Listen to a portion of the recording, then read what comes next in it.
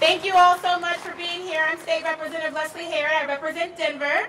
I'm proud to be the first African-American LGBTQ person to hold elected office in Colorado. Thank you all so much for your support. Today, 217 has been signed into law.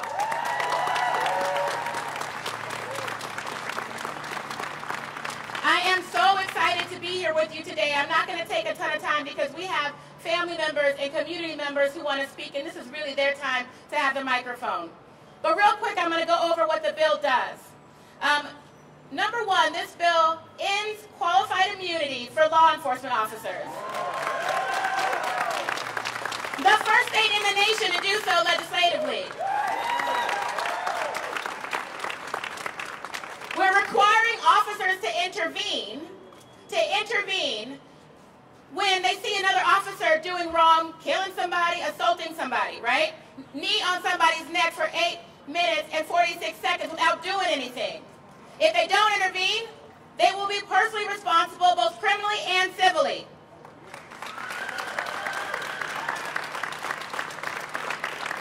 The bill changes the entire use of force statute in Colorado. No longer will you be able to harm someone who is maybe even accused of committing a low-level offense. You can't harm someone for that. You can't use deadly force for somebody who's running away. You can't use deadly force for somebody who is camping in a campground. That is not okay. No longer will you be allowed to use chokeholds in Colorado because apparently we have to tell people that.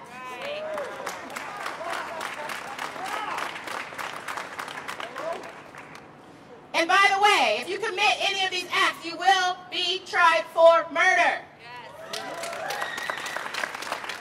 And you're going to have to come out of your pocket too, right?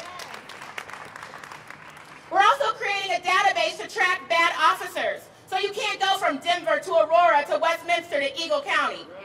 Shopping around. Right? But also we're going to decertify you. So you can't be a law enforcement officer in the state anymore. Period. But if you try to go to Oklahoma, they're going to look in that database. And if they don't, their folks are going to be able to hold them accountable as well. You can't say you didn't know someone's record anymore with our database here. So I am very proud to say that we have made monumental gains in the right direction, strides in the right directions for equality and for justice. But we are not done. This bill does not end the work. And I stand here with the community to say that we need to divest in law enforcement.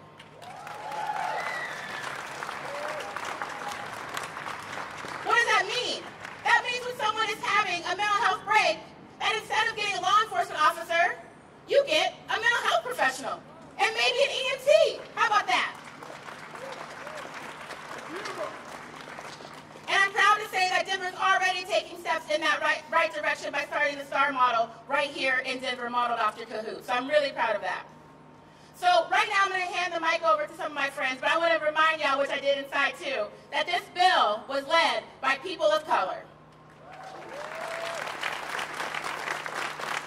If we didn't have a black caucus here and black representation at the Capitol while folks were out here protesting, this bill would not have been introduced.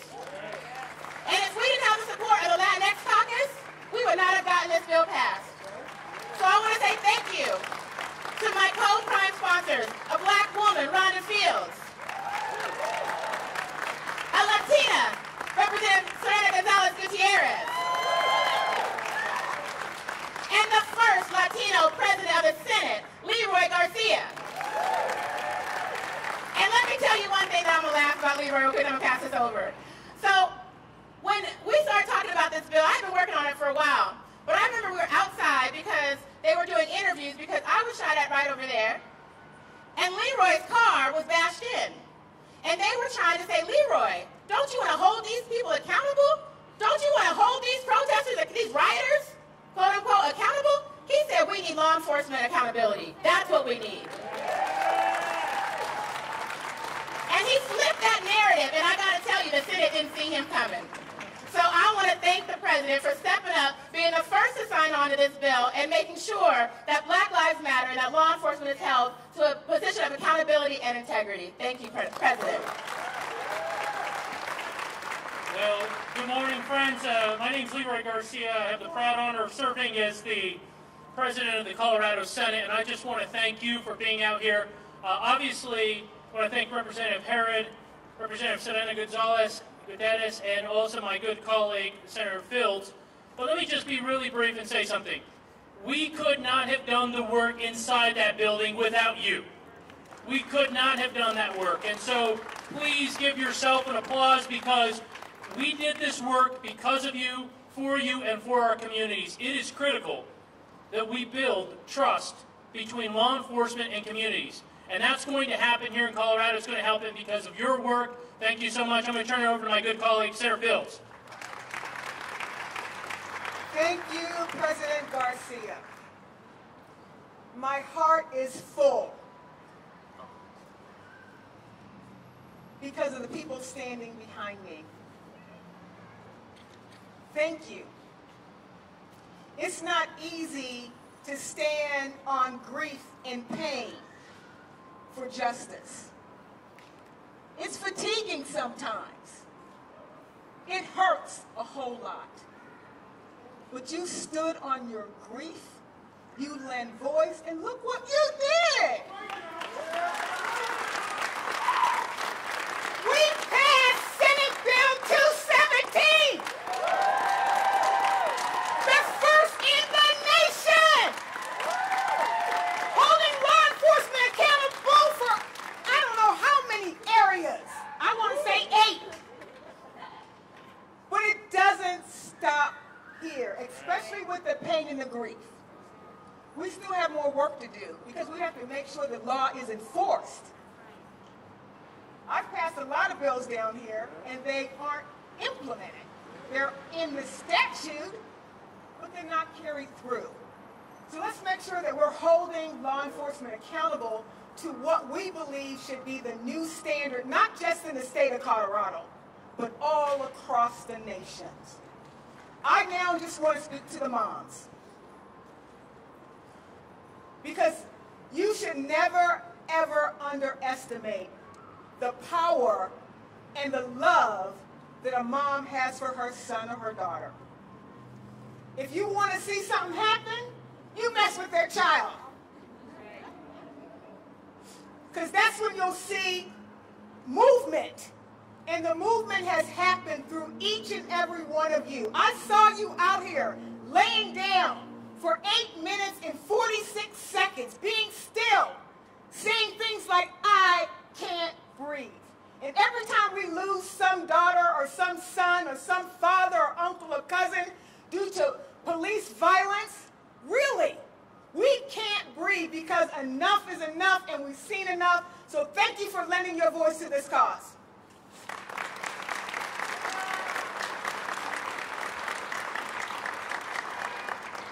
I just, again, want to thank everybody that has been a part of this. And again, my sincerest gratitude goes out to the families that joined us here today. And for them, I want them to know that their pain and suffering does not go in vain. We are here today on something that has taken way too long. Way too long. I'm a little bit nervous because I'm standing here on these steps where our ancestors have stood before, where generations have come before us and have been fighting for these very changes that we are trying to implement right now. My grandfather stood on these steps in protest of injustices, in protest of police brutality in our Black and brown communities.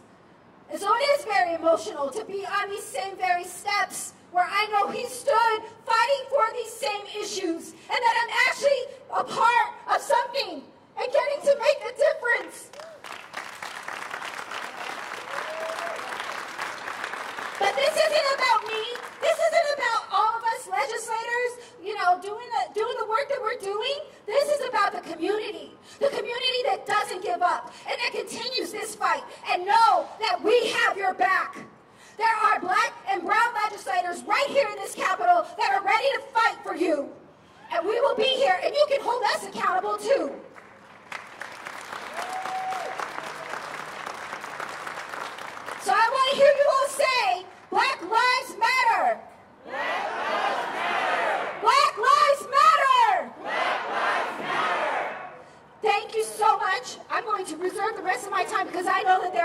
families here, and I want to hear their voices because that is what is truly important here today. I'm telling y'all, we got some fierce warriors here, don't we? All right, next up, I want to bring up my good friend Mari Newman, and she's going to introduce some of the family members that have been impacted and talk about why this change in law is so important. Mari. Thank you. Well, my name is Mari Newman. I'm a civil rights lawyer here in Denver. I had some prepared comments, but I have to say that talking today with my clients, Shanine McLean, who lost her son Elijah, Lawayne Mosley, who lost his son Elijah McLean, and Delisha Searcy and Greg Bailey, who lost their son Devon Bailey, I am absolutely overwhelmed, and I have to say I'm conflicted today. I'm immensely proud of this bill. I think that it is a phenomenal step for us to be able to hold law enforcement accountable for once and for all, I hope. And the reason why we had to do this law is really very specifically to address not just the issues that have come up throughout the entire country, but right here in Colorado. The reason why these laws had to be passed were because Colorado Springs Police Department thought it was appropriate to execute a young man who was simply frightened and ran away.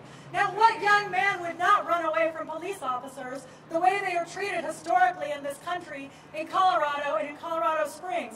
That should not be a death sentence. Elijah McLean was killed because he was just acting a little different than everybody else. And he was killed by Aurora police officers who all intentionally shed their body cameras to avoid accountability as they basically tortured this innocent young man for about 15 minutes. I mean, it was absolutely appalling, and we know that it wasn't an accident that their body cameras fell off, because when other officers picked them up, they said, "Get that away from me." So this bill addresses so many of those issues. Now, I'm never going to know what it feels like to be black or brown in America.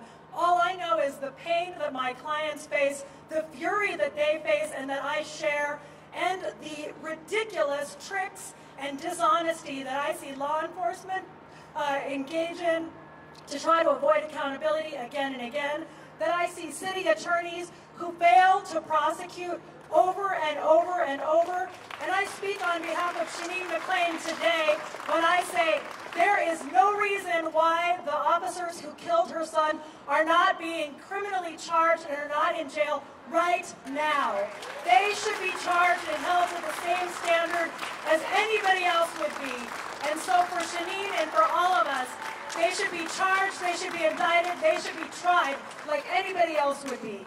I'm here for the Marshall family, the family of Michael Marshall, whose loved one was killed in the Denver jail by Denver sheriffs. Now they're standing here and they've been fighting this fight along with all of us for years and years and years. It wasn't over when their civil case was over, because they are in it for the long haul, because they know that when the same officers who killed their uncle get to stay on the job and kill again or move to other departments. In fact, one of them is now a member of the Denver Police Department walking around on these streets with a gun in his hand. Is that right? Hell no, it's not. So I have to say, I am thrilled that we've been able to do so much with this bill, but I am furious that we have to continue to do this time and time again, day in and day out. And I challenge all of you who, like me, don't feel this pain personally and are never going to experience or walk in the shoes of black and brown Americans. It is absolutely our duty to spend every single day working against racism here in our communities and across the nation. Thank you.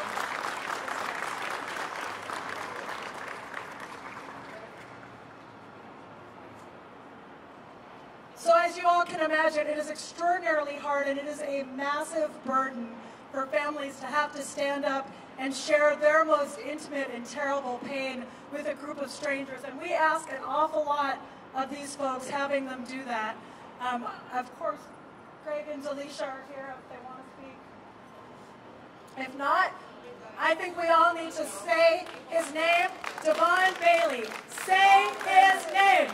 Devon Bailey. What's his name? Devon Bailey. What's his name? Devon Bailey. What's his name? Devon Bailey. Thank you.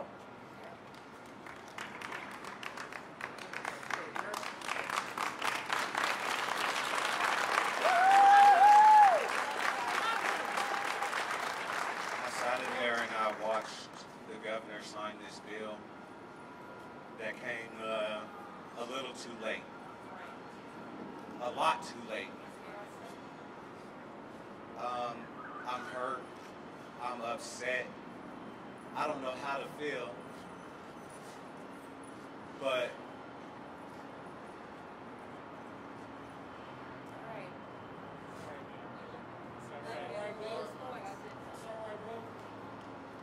how should I feel? It had to take something happening to another black man in another state for anything to happen here in Colorado. For Colorado to be the first in the nation to actually sign something to justify everything that they did to my son, to these families, that was justified, is now a law.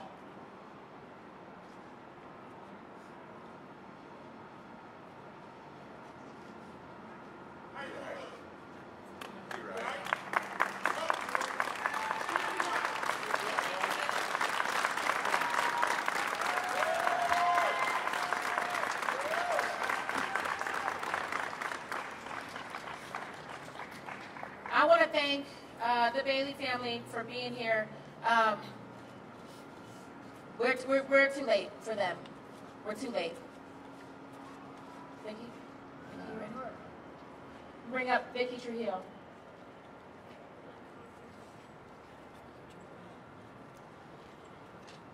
Hi everybody, my name is Vicki Trujillo, and today I brought with me from the other day a smaller urn of Jason Gomez that was murdered in 2007 by a District 4 police officer. I fought this alone for the first 7 years. I was by myself until Ryan Ranquillo was murdered at the Romero Funeral Home in 2014. I started walking the pavements, fighting for justice, not for myself, but for others. This bill, it should have came years ago, 13, 20, 30 years ago. And the police officers that beat my dad so bad before I was born would have been accountable, or held accountable. The ones that killed Jason would have been held accountable, and for the families behind me. It's a forever pain that we go through that will never heal, no matter if we go forward in our life. And just know that it doesn't stop for some of us. We keep walking these pavements for justice, something that should have been done years ago. And could you imagine how many lives would be here today that had lost their lives in this police? I just want to say thank you to the sponsors that did this bill. It means a lot to us. Even though we can't bring back our loved ones and the ones that passed, I just want to say thank you guys. It really means a lot to know that, to be a part of something like this, to bring out Jason's ashes after all these years, to come to the Capitol, is something that is very touching, that put my emotions back from the first day that this happened. And I want to say thank you guys and everybody that was here from the beginning, and those that still walk the pavements for others that are fighting for the accountabilities of all these officers. Jason Gomez is his name. Say his name. Jason Gomez. And remember that name. Thank you. Jason Gomez.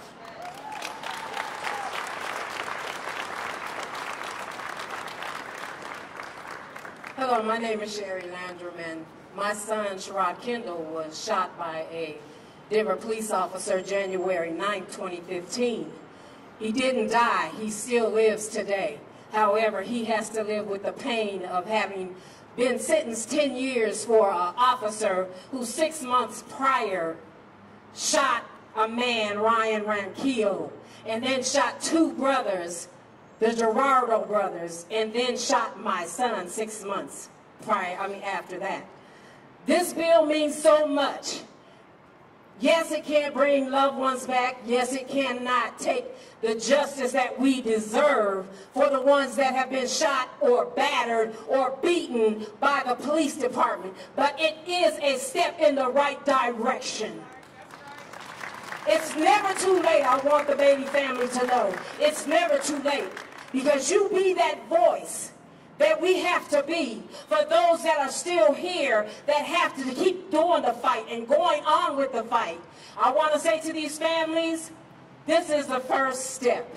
And as they said, we have to hold them accountable. We have to hold our legislators accountable. We have to hold this city accountable. It should not have taken another state, a man to die in another state, for us to take the first step.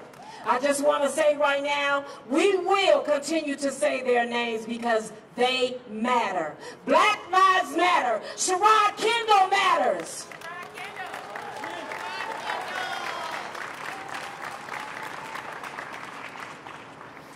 Thank everybody for coming out here. Elijah McClain was my friend. We're coming up on a year anniversary. I talked to Shaneen McClain, and the hardest thing was when all this happened, we had a solid 6 people show up to protest, to try to get laws changed, try to get oversight with the Aurora Police Department, who has layers of protection, where community has none. Now, at this time, we're coming up on a year anniversary. On this year anniversary, the only thing that actually made Elijah valid again here in Colorado was George Floyd. As a mother, if you think about that, if you think that your son was murdered, he was tortured for 15 minutes, suffocated on his own vomit, overdosed with ketamine, the officers told him they were going to sick him with the dog. He was lightly reprimanded. This is systemic racism, and the fact that a small number showed up then and people are showing up now, we need to care about our community here. Our community here in our backyard, that matters.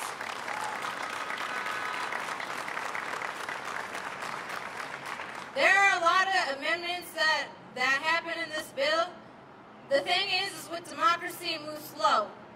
We're making progress in the right direction. The thing is when somebody passes, everybody's there for the parents, the family.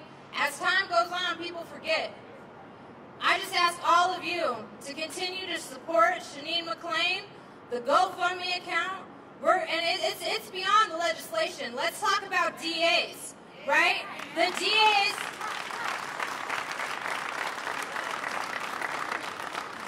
have everything to do with mass incarceration, police accountability, and prosecution.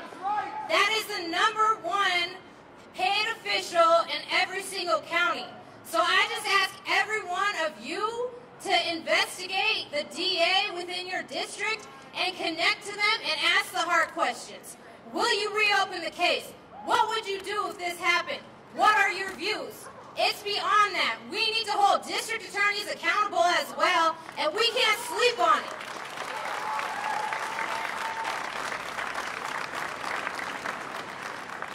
I say all that to say, just make sure, Elijah McClain, I will make sure that I will, whatever it takes.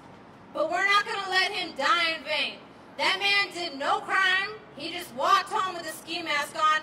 I look around here today, everybody has a mask on. Had that happened last year, only the black people would be murdered. With that being said, we need to support the family, and we need to show up. Thank you.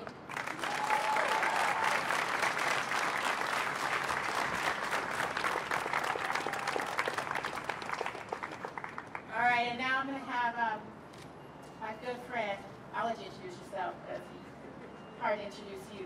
Speak to his personal experience. Good morning, everyone. Thank you for coming out. My name is Hashim Coates, and before I begin, I just want to give acknowledgement to those who have paid the ultimate blood sacrifice with the loss of their family members. I'd like to acknowledge those that did not make the television recordings.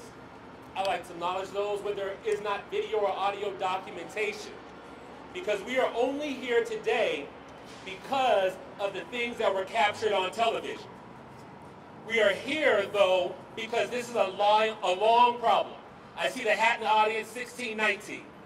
The crimes that have occurred against people of color on this land happened long before 1619 even. So as you've heard, it has come, I'm glad it's here, but it has taken a long time, and it should have happened way before now. So my personal story is one that's kind of complex, right? I wasn't a victim of actual on-contact police brutality, but the only time that I have ever been detained against my will has been at the hands of the police department. The only time that I've ever had a gun drawn on me has been at the hands of the police department. The only time that I've been a victim and called out to help, 3 times to the police department, I ended up facing criminal charges. So, as it was stated, we don't stop here with this bill, right? It's 217, but that actually translates into 1, 2, 3. The next step is 4, 5, 6, and then it becomes 7, 8, 9. This is something that must continue. This bill is a good start, but it doesn't go far enough. We must actually take time to examine it. I know I can get along, I'm watching the time, but things like no-knock warrants, if we understand how dangerous those things are, if we understand the malicious intent on creating a no-knock warrant, if we understand and look at how a no-knock warrant is served and who is served upon, we'll understand that that is nothing more than a tool of white supremacy. I encourage, I beg, and I demand that we stop saying police killings. We need to start saying they're police murders. Because that's exactly what it is. They get no pass on their actions. So, I'm sorry, no. Please do not rest in your well-doing. Do not be weary in your well-doing, right? This is a small step. I actually will call this as the lacing of the shoes for the marathon. This is the lacing of the shoes for the race. Call out every single elected official, even those that were supportive of this bill. We thank them for their good works, but we push our elected officials to be great. We never settle for good. It was mentioned before, but let's call these DAs out by name. Beth McCann does not get to hide behind the Democratic affiliation that she always does the right thing. This one is personal for me. Dave Young of the 17th Judicial District needs to be held accountable, for he too is hiding behind the Democratic affiliation and feels that he's not doing any wrong. I'm glad that George Brockler is on his way out, but we must pay close attention to the 18th Judicial District because it's election year. And there's a primary going on right now on the Democratic side where you have a choice of 2 candidates. Now is the time to take whatever opportunity that you have to push those candidates, to try those candidates, because I'm a firm believer that only iron sharpens iron. So thank you all for your time, but we are not done.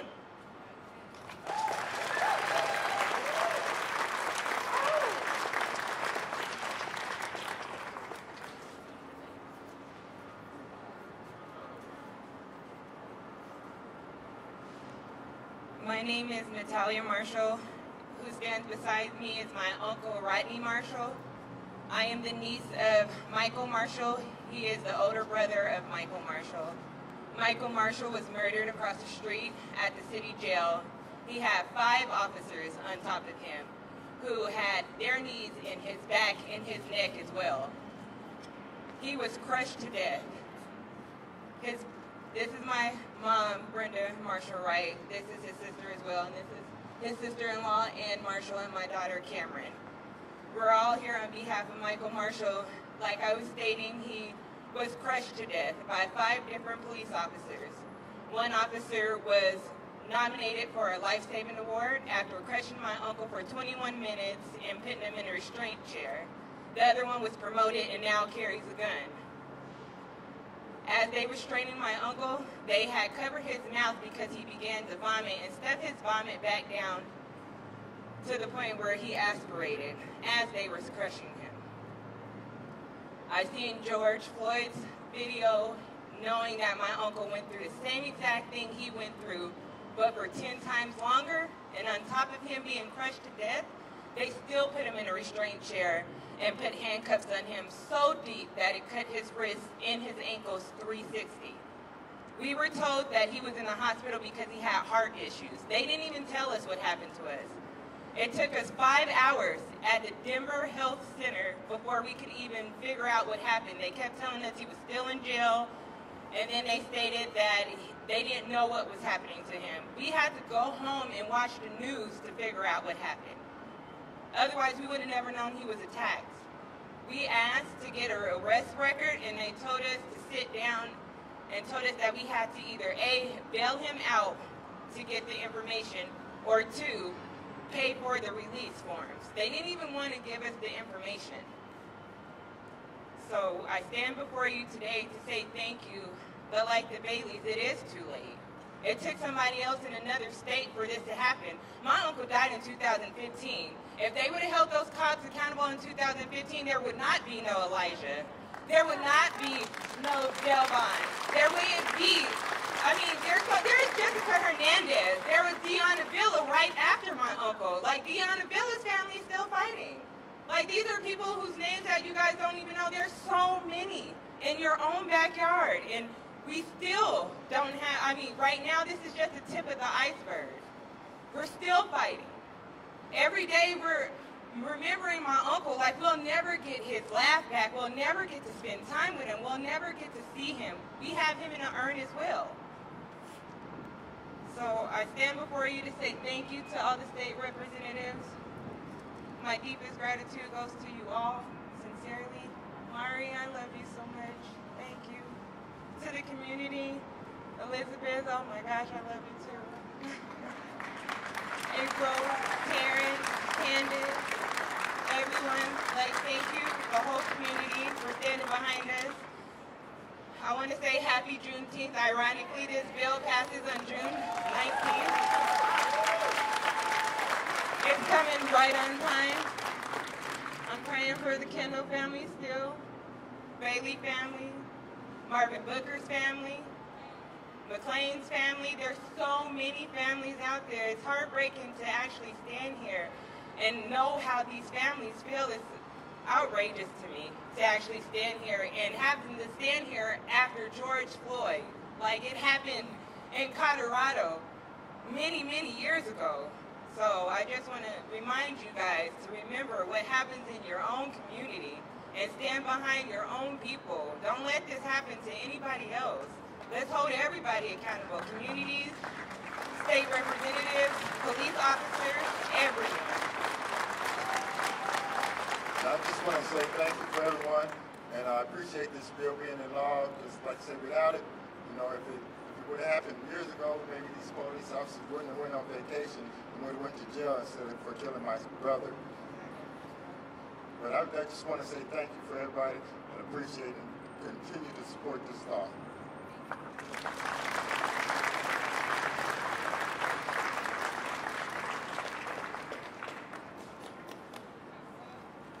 Good evening, everybody, and thanks for attending.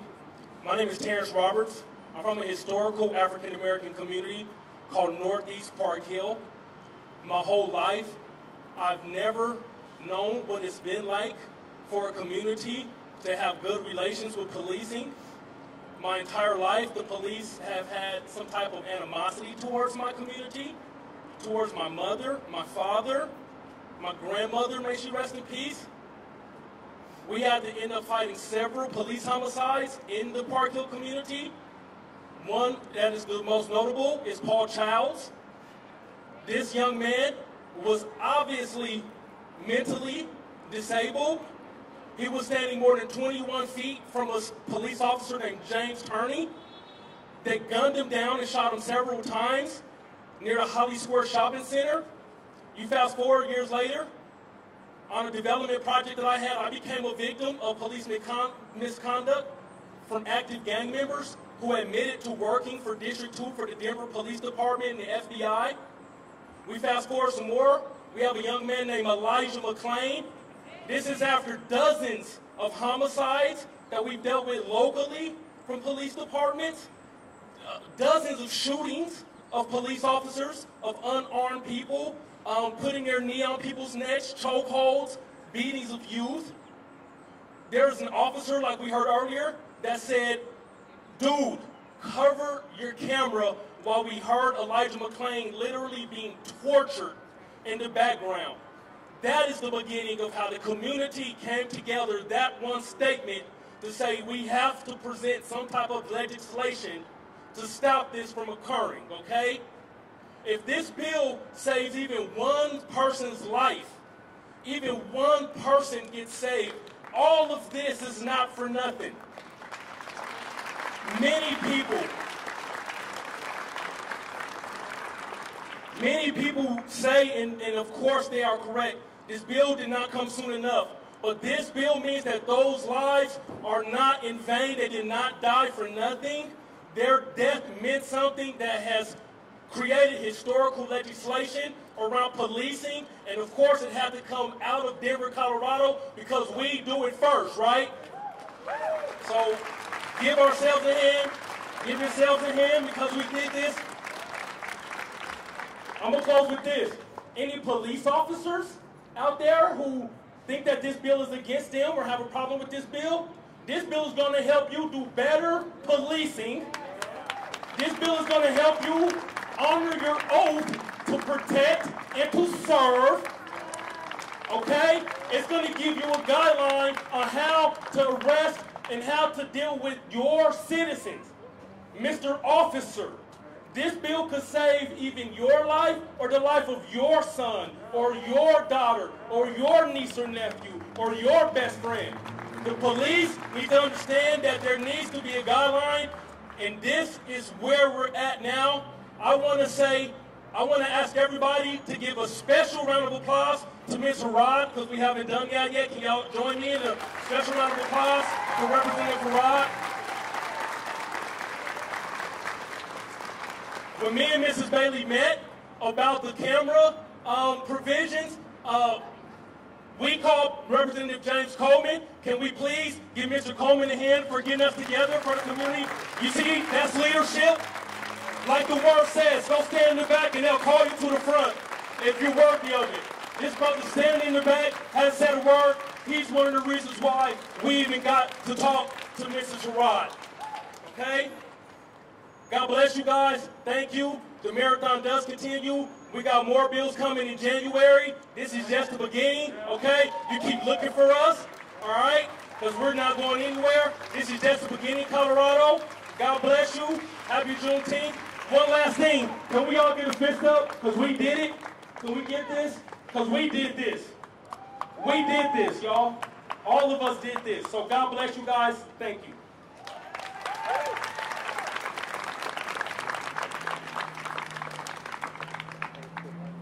Happy Juneteenth. On the way over here, I am Candace Bailey, and I am a community actionist, and I want to highlight that word indefinitely, actionist. So a lot of what we've seen is crazy. On the ride over here, I was beside myself. I know just about every family who has been affected by police brutality, by crime within our communities that is happening, children that are murdered at the hands of violence. And I want to say, I know the families here. I know these individuals on these steps. I have worked with each and every one of these families when they are falling apart at the seams. Somehow, I am the one that they reach out to, and I am so humbled. And so I'm not even speaking for me when I stand forward for a single thing that happens in our communities. There was a realization that happened when I sat down a couple days ago. I listened and I recollected on all of the voices of the individuals who had been murdered at the hands of police brutality. And there is one commonality. They call out for their mother. And my heart grabbed a hold of that, because many of the mothers that they call out for are not even here any longer. And something said deeply to me, Candace, this transcends any melatonin in your skin. This transcends the simplicity of the words on the paper that you have spent a half a decade pouring your life into. Do you understand me? This transcends any tear. This transcends any march. This transcends any word I will ever speak into a microphone for your ears to encompass. Do you understand? Mothers on July 12th will stand united. Motherhood Unite will be happening across our country. And I am calling every mother to the carpet, because every mother nurtures what happens for our future. White supremacy is nurtured into our children. Violence is nurtured into our children.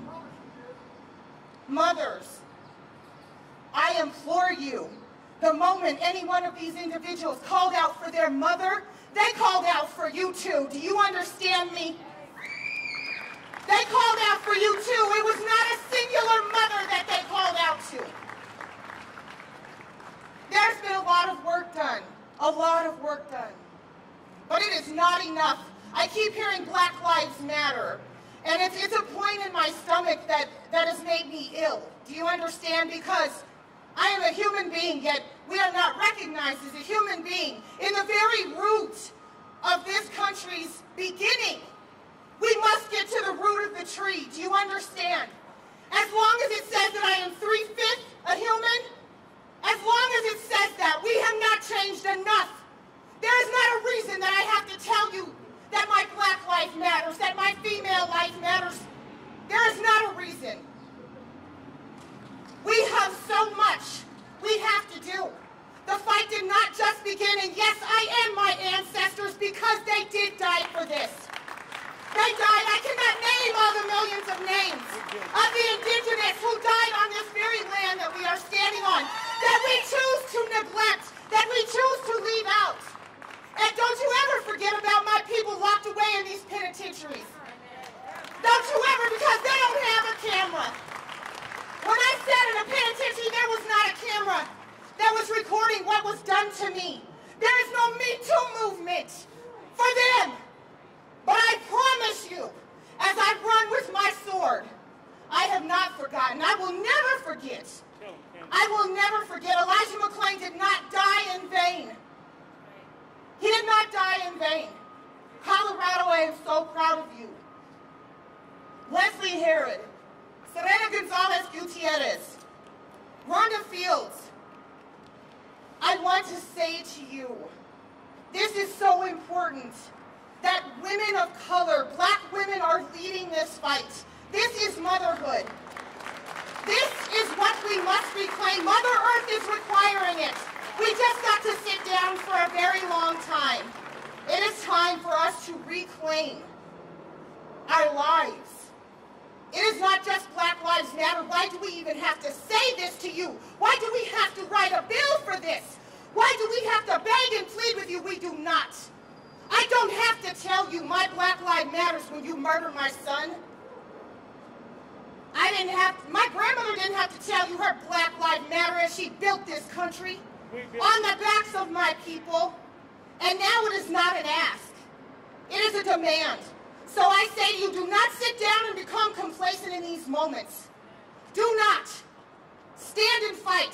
My sword has been drawn. I ask you all, I implore you, to stand and fight, and do not sit down today because you got appeased with a minor bill. It is now the fight of the people to ensure that we see convictions. If you are a murderer, you are a murderer. Police officer does not succeed the law. They do not fall in a place that doesn't. My grandmother said, you might get by, but you will not get away. Today, we take that back. You will not get away. Elijah McClain was murdered. We will have justice.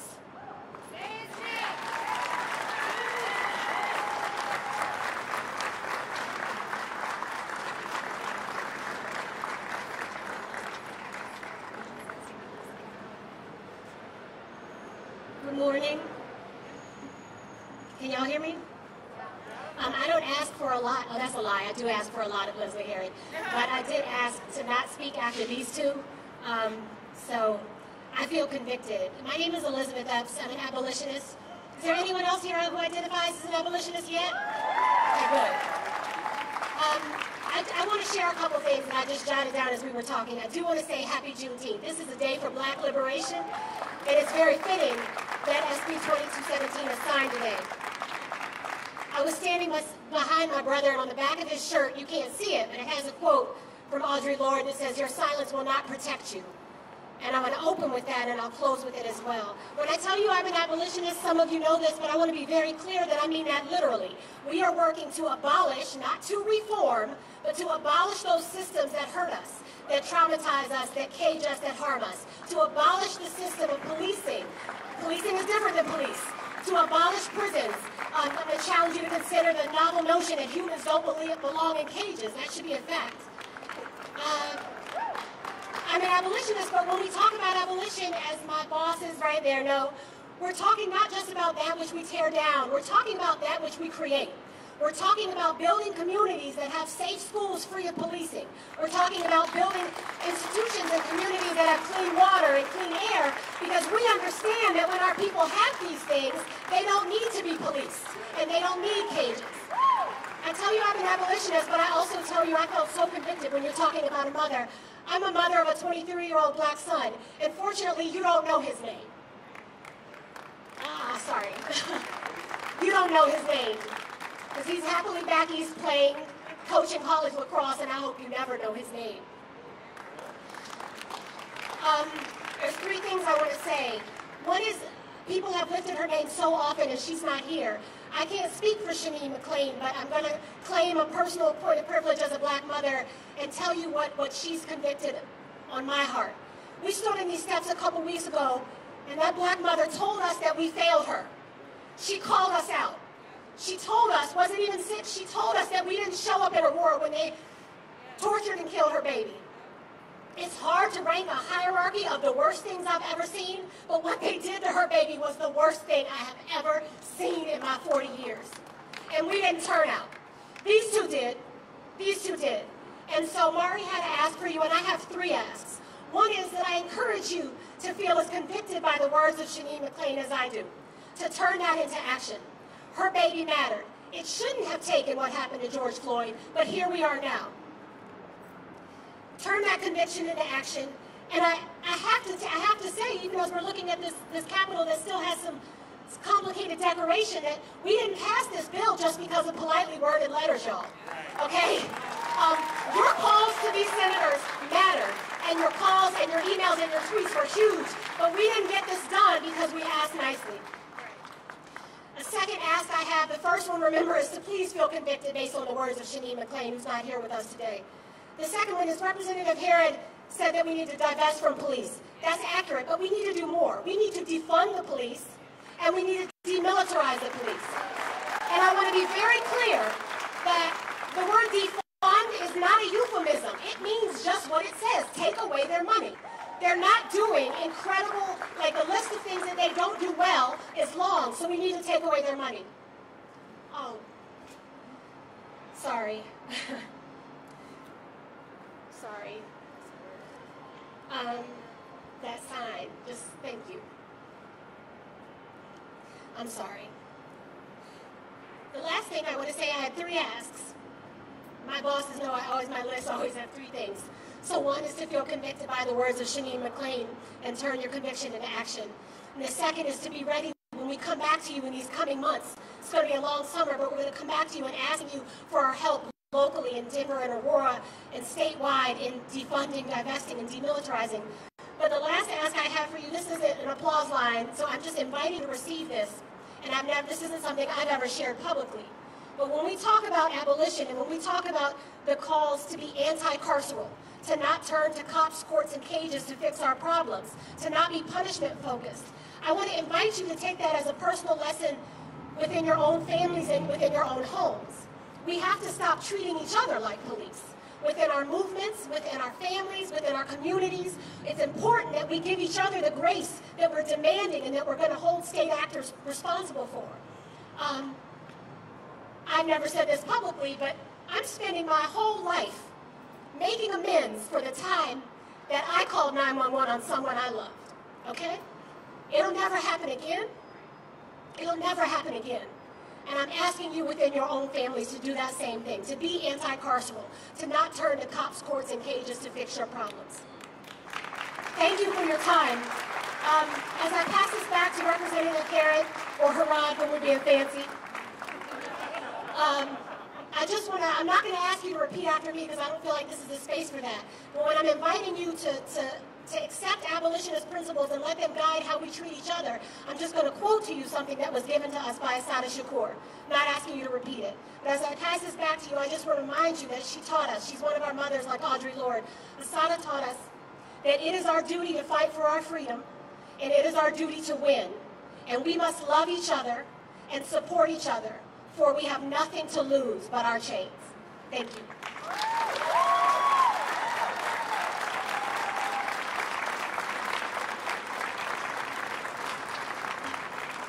All right, everyone, I'm just going to close this out. I want to say thank you to everybody who came here today. I want to thank the families and the folks who spoke out, everyone who's worked so hard